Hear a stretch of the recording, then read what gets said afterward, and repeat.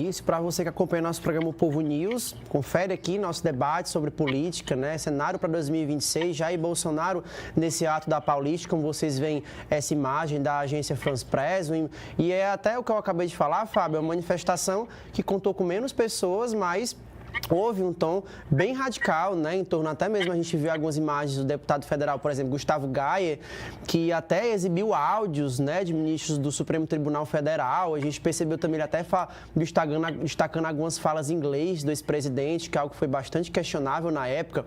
Mas outro ponto, Fábio, que eu queria saber aqui de você, há claramente uma espécie de ciúme da família Bolsonaro com esse posto de líder da direita, né? A gente acabou de falar do Tarcísio, que ele acaba se projetando e navegando nesses ares eleitorais, ou também podemos interpretar como a defesa de um espaço conquistado pelo patriarca da família, o ex-presidente Jair Bolsonaro. Como o governador Tarcísio ele pode driblar essas barreiras caso ele queira ser o candidato oficial da direita no próximo ano?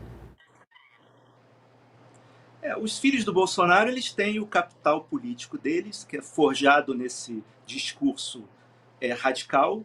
Eles se elegeram assim e continuarão provavelmente se elegendo assim, não é? O Bolsonaro, no seu discurso, ele prega que os seus apoiadores votem em massa nos partidos aliados do bolsonarismo, porque, segundo ele, e ele não está errado nessa fala, o parlamento brasileiro hoje tem muito poder, mais até do que o presidente da República, mais do que em toda a nossa tradição política, pelo menos mais recente, da Nova República e mesmo do período da Nova República, o parlamento brasileiro ele detém muito poder de barganha, como o próprio deputado Eunício falou agora, e esse poder ele acaba se refletindo até no discurso legítimo do deputado em sentir que o governo ele não negocia da maneira que os deputados gostariam, não é?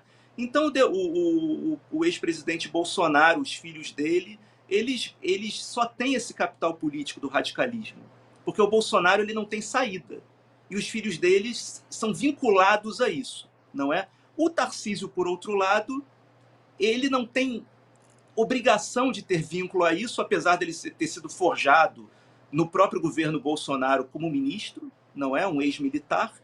Só que, nesse momento, ele percebe, como todos nós, os analistas, percebemos, que a política brasileira está num grande vácuo, né? O presidente Lula ele está enfraquecido politicamente, o governo Lula está enfraquecido, como o próprio deputado Eunício falou agora há pouco, né?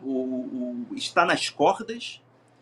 E, em algum momento, o establishment brasileiro e a direita brasileira procurarão um candidato para se contrapor ao Lula ou ao candidato do Lula. E esse candidato não será o Bolsonaro, porque o Bolsonaro foi jogado ao mar.